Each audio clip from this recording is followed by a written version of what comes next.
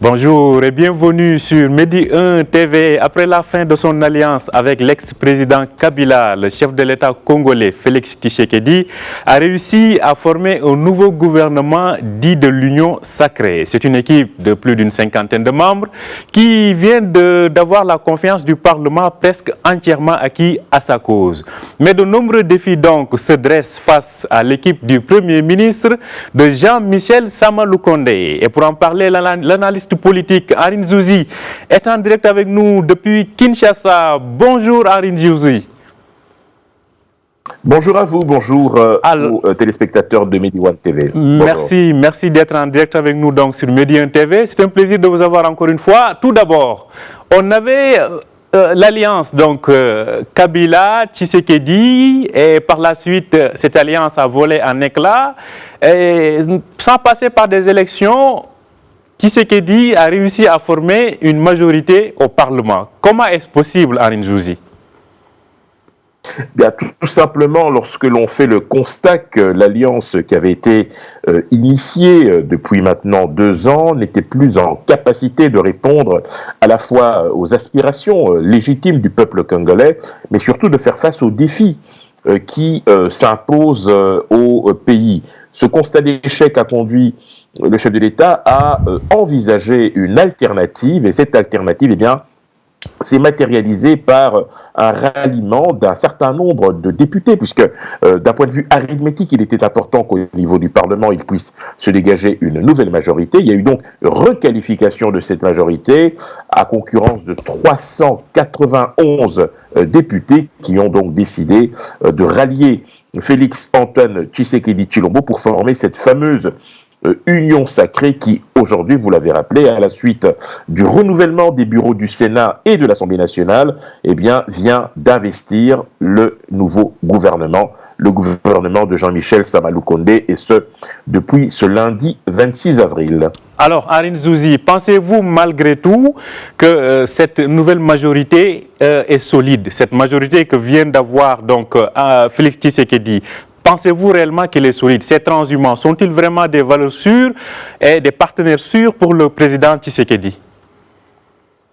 Alors, on va dire de manière schématique que les hommes politiques congolais, et s'ils ne sont pas les seuls d'ailleurs, ne sont pas forcément réputés être, je dirais, fidèles aux aspirations du peuple, mais surtout, ils ont parfois, je dirais, des considérations fluctuantes et des loyautés à géométrie variable. Aujourd'hui, c'est un véritable pari qu'a tenté le chef de l'État. L'histoire nous dira si cela fonctionnera. Ce qui est quand même encourageant, c'est de voir que ce gouvernement a finalement été investi, même si ces dernières semaines, on a pu assister à des soubresauts. Ce qui est important, c'est une prise de conscience collective sur les défis à relever.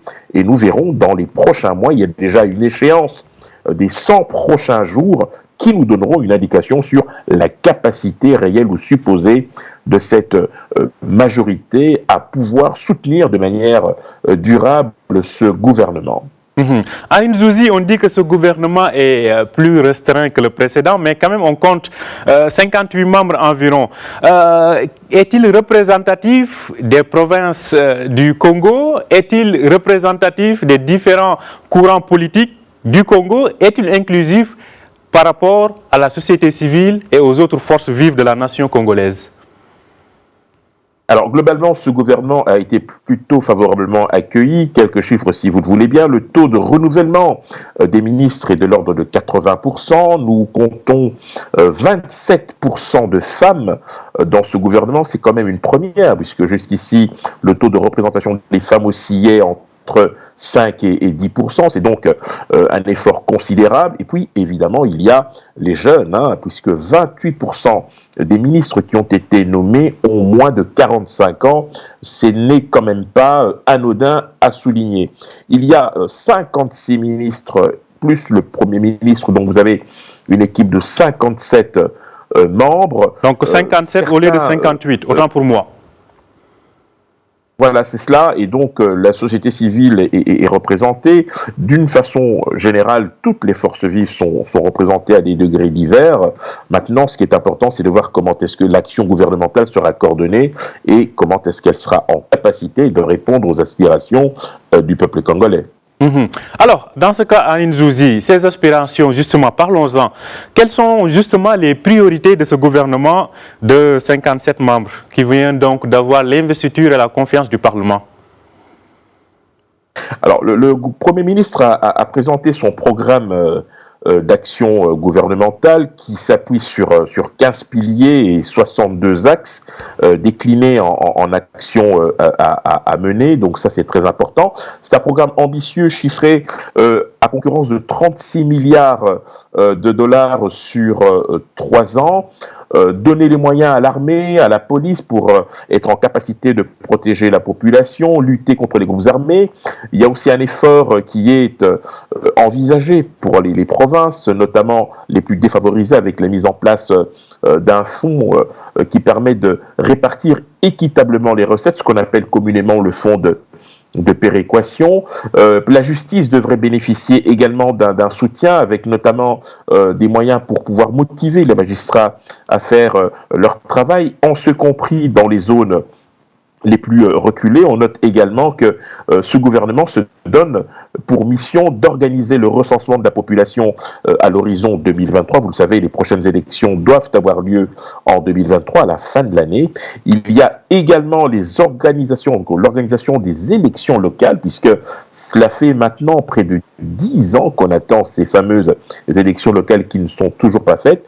D'un point de vue infrastructure, il y a la réhabilitation de nombreux aéroports, Kinshasa, mais également ceux de la province. Bref, les moyens, il en faudra, sans oublier évidemment l'accès aux soins de base, aux soins sociaux de base pour la population. Cela, bien évidemment, passe par un certain nombre de mécanismes qui devront être mis en place, et aussi par une mobilisation accrue des ressources pour permettre au gouvernement de faire face à ses obligations régaliennes. Alors, des ressources du Congo, parlons-en. On a vu que les partenaires, en tout cas du Congo, se sont félicités, considèrent que c'est un pas positif. Donc, s'agissant de la formation de ce gouvernement et de la confiance obtenue au Parlement, alors, que dire maintenant des possibilités financières de ce gouvernement, sachant la crise qui frappe le Congo comme tous les pays du monde, mais aussi sachant, excusez l'expression, cette malédiction dont on parle et qui frappe le Congo, notamment dans l'exploitation de ses ressources minières et pétrolières. D'où est-ce que ce gouvernement compte tirer donc ces ressources pour mener à bien ses politiques, Henri Zouzi? Alors, il faudra de toute façon, pour réaliser ce programme, des mesures qui sont prévues, notamment pour l'amélioration des recettes du pays. Je parlais donc de la mobilisation des recettes, avec notamment l'unification des régies financières, parce que à l'heure actuelle, elles ont plutôt tendance à jouer un peu en solo. Le deuxième problème contre lequel il faudra lutter, c'est le coulage des recettes. Ça veut dire qu'une grosse partie des recettes qui sont en principe générées par l'État échappent tout simplement à son contrôle, parce qu'il y a un certain niveau de corruption, des complicités, je dirais, à tous les niveaux. Il faudra informatiser la chaîne des recettes, c'est très important, la rationalisation des exonérations, ou encore la réforme de l'inspection générale des finances qui, vous le savez, depuis maintenant plusieurs mois, fait un travail qui est salué par tout le monde, puisqu'il s'agit effectivement d'identifier, je dirais, les gisements de recettes, mais aussi de sanctionner et de traquer celles et ceux qui, eh bien, pour des raisons diverses, eh bien, s'amusent à détourner les fruits de la croissance pour des intérêts particuliers. Donc, vous voyez tout un dispositif, sans compter bien évidemment au niveau minier les fameuses redevances auxquelles le gouvernement a légitimement droit. Il s'agit, vous l'aurez compris, de pouvoir créer les conditions, je dirais, d'une situation financière qui soit à la fois assainie, profitable à l'État pour qu'il puisse être en capacité de pouvoir mener à bien tous les projets qui sont inscrits dans son programme de gouvernement et pouvoir donner de nouvelles perspectives, je dirais, encourageantes pour la population congolaise. Alors, on va maintenant parler de la réaction de l'opposition. Tout d'abord, le parti de l'ex-président Kabila, comment observe-t-il en fait cette situation actuellement? On voit que la plupart de ses députés et sénateurs ont transhumé, le parti n'a plus de majorité, son chef semble s'isoler, un peu loin en tout cas dans les provinces de l'intérieur. Comment observe-t-il cette situation et quelles sont jusqu'à présent sa marge de manœuvre ou ses marges de manœuvre pour pouvoir rebondir? Alors d'abord, l'ancien président de la République, Joseph Kabila, a regagné Kinshasa il y a de cela quelques jours, après un séjour d'un peu plus de 4 mois dans le Haut-Katanga, puisqu'il était retranché dans sa ferme sur les hauteurs de Lubumbashi. Maintenant, par rapport au parti présidentiel, le PPRD, qui était l'épine dorsale du FCC, eh bien, il est toujours composé d'une grosse centaine de députés qui siègent au Parlement. D'ailleurs, lorsque le gouvernement a été investi, et même lorsque le Premier ministre avait été nommé, les réactions ont été plutôt, je dirais, modérées. On n'était pas du tout dans les attaques frontales auxquelles nous avons été habitués ces derniers mois. Il y a eu plutôt une prise en considération de la situation nouvelle, une nouvelle donne politique se dessinait et qu'il convenait de saluer. Parce que je rappelle quand même que, d'une part, le FCC, qui est cette grosse coalition dans laquelle le PPRD avait le rôle principal, eh bien, est en pleine restructuration. Donc, il est donc inutile, ça c'est de leur point de vue, d'ouvrir un autre front alors qu'il y a un travail de refonte interne qui est en train de se faire. Lors de la présentation du programme du gouvernement, les quelques députés de l'ancien parti présidentiel ont souhaité bonne chance évidemment à cet exécutif en promettant d'être extrêmement attentif et vigilant dans l'exécution des mesures qui ont été annoncées, mais tout en étant, et bien évidemment, sceptique quant à sa capacité à pouvoir mener à bien ces différentes réformes, car je l'ai dit tout à l'heure, 36 milliards sur 3 ans, cela signifie 12 milliards de dollars de budget chaque année. On se souvient qu'il y a un peu plus d'une année, lorsque le budget de 11 milliards avait été adopté, il a été quelques mois plus tôt ramené à 6 milliards pour des raisons de réalisme financier. Alors, Henri Nzouzi, comment d'autres acteurs aussi importants du landerneau politique congolais observent toute cette situation-là? Je pense notamment à celui qui revendique toujours une victoire lors de la présidentielle, Martin Fayoulou. Je pense aussi à Bemba, donc je pense aussi à celui qui est en prison et qui était l'allié donc du président. Donc comment tous ces acteurs-là regardent aujourd'hui cette reconfiguration du champ politique congolais? Alors, on va commencer par Martin Fayoulou, vous le savez, candidat malheureux aux élections de 2018, qui continue à mener son combat, puisque lui, évidemment, est dans une logique tout à fait différente. Il ne croit pas du tout en ce processus. Ce week-end, il a donc tenté de mobiliser la population pour marcher en faveur d'un retour à la paix à l'est de la République démocratique du Congo. Cela n'a pas pu se faire parce qu'aujourd'hui, il y a des impératifs non seulement de sécurité, mais sanitaires, avec cette pandémie de la Covid-19. Il est bien évidemment opposé à tout ce qui se fait à l'heure actuelle. Quant à Jean-Pierre Bemba et Moïse Katumbi, tous les deux sont aujourd'hui des alliés objectifs de... Alors, il semble qu'on ait perdu Henri Nzouzi depuis Kinshasa. On va le retrouver dans quelques instants. Donc, il nous rappelait donc les alliances en cours actuellement au Congo. Donc, d'une part, le parti du président Félix Tshisekedi et ses alliés que sont donc Bemba et donc son ancien directeur de cabinet. Il y a aussi, on a évoqué pas mal de choses, la formation de ce gouvernement de 57 membres, donc qui a été investi et qui a obtenu la confiance du Parlement. Henri Nzouzi, vous êtes avec nous? Oui, tout à fait, je suis là. Voilà, donc on vous a par téléphone, on continue. Vous parliez donc de cette alliance entre le président avec Jean-Pierre Bemba et d'autres acteurs du champ politique. Moïse Katumbi, voilà, exactement. Voilà, Tous les deux disposent de ministres dans ce gouvernement. Quant à Martin Fayulu, je l'ai évoqué il y a de ça quelques instants, lui il est en opposition avec le dispositif actuel et donc mène son combat pour la vérité des urnes et donc il essaye de maintenir la pression.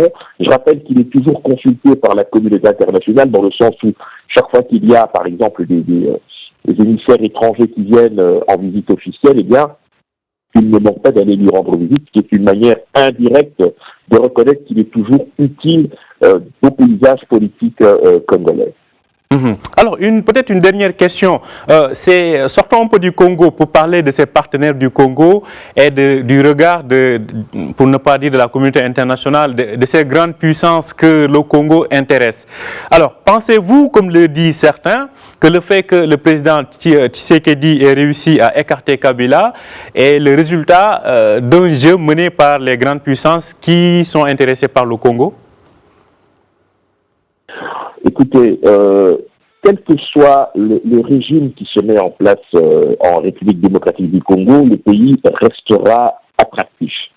C'est un pays qui possède des gisements importants dans le secteur minier, qui occupe une place centrale dans l'échiquier diplomatique africain et géographiquement parlant, vous le voyez vous-même, la RDC est véritablement au centre de beaucoup d'enjeux et de défis internationaux.